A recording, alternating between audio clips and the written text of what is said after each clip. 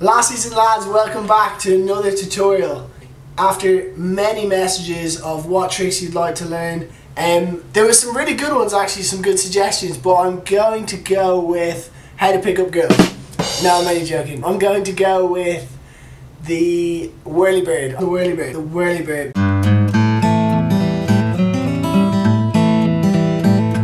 Right, so there's a few important steps that you need to have. So step one is you need to have a solid tantrum, which you can check in the other video. Step two, it's ideal but not necessary that you can do one on a trampoline.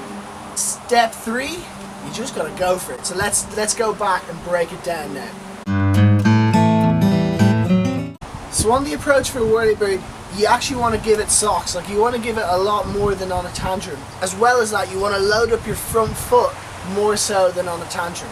Then as you're building that edge, right as you get to the wake and you're squaring up, then it comes your takeoff, the takeoff. So your takeoff, as always, top of the wake to you. A lot of people, when they're trying it, they just go like that. But actually, it's quite important to go up and then to spin it. And then from there, it's not actually a hook. And a lot of people think it's a hook. It's like fencing. So this is the movement you're doing. So you're taking off, and then you're going like that. And that, believe it or not, it makes you spin. I don't know how, but it does. So then comes into play the third thing, the aerial awareness. It can be confusing. I mean, you're doing a backflip 360. You've done your tantrum, you've done your whirly, and you're gonna get to this point here where you're halfway through the flip and halfway through the tantrum. No, halfway through the tantrum and you're halfway through your 360 spin, so you're at 180. You're spawning it there, and that's where your aerial awareness comes into play. And if you've done it on the trampoline loads, then this should come nearly second nature. Spot the landing, and as you spot it, just kind of try and bring the handle down to your hip. This comes into the landing now, so the aerial awareness almost plays into the landing. And as you spot it, you want to come down, as always, bend your knees and keep your head up. And honestly, that is all there is to it. Don't worry, I realised that was terrifically confusing. So let's break it down with some slow-mo and some freeze frames, and hopefully you'll get a better gist of what I am actually talking about. So you take a wide edge, cutting in nice and aggressive, and look how I'm loading my front foot and I'm nice and crouched down. Then as I get to the wake, I tantrum, then I do the fencing maneuver to initiate the Whirlybird spin. Then as I spot the landing with my aerial awareness, I put my handle to the hip, I bend my knees, and I keep my head up and I ride away. Okay, so what are the classic problems or crashes that happen with the Whirlybird? The one I see the most, and I've only just realised how to correct it, is the one where you take off and you think you've done a Whirlybird and you land, but you actually have just done a tantrum.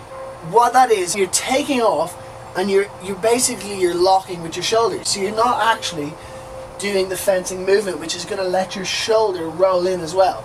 That lock position is basically resisting. It's resisting against the line, and that's why you're not able to whirly. To fix this, what I'd actually suggest is to go onto a trampoline, don't worry about the rope, and just kind of jump and just kind of roll over, like over your back shoulder. And I know it sounds silly and you look like a weirdo, but it's genuinely the easiest thing to do, I think, to overcome it. Then it's absolutely the same thing, you just kind of go for it on the boat. It takes a lot of stones, but trust me, if you can throw it once, you've got it figured out. Then it just comes down to repetition, going over and over again, and then finally landing that beast. Let's say you are landing the Whirlybird, but you don't really want to do it in front of everyone because you're like casing the wake and it's just not very kind of nice to see. So I'm actually going to use my friend George Gill on this one. What he does... Hey George, how are you? Oh yeah, jolly good, I'm from England, yeah. So he was out trying whirly fives the other day. He was doing whirlies and then it was getting in his head. I was trying to analyse, what's he doing wrong? Two things, he's basically rushing it.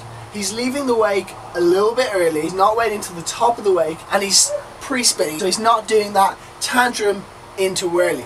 The thing is to try and slow it down and not rush it. I know it's hard, but if you can not rush it, you'll be absolutely sweet to the beast.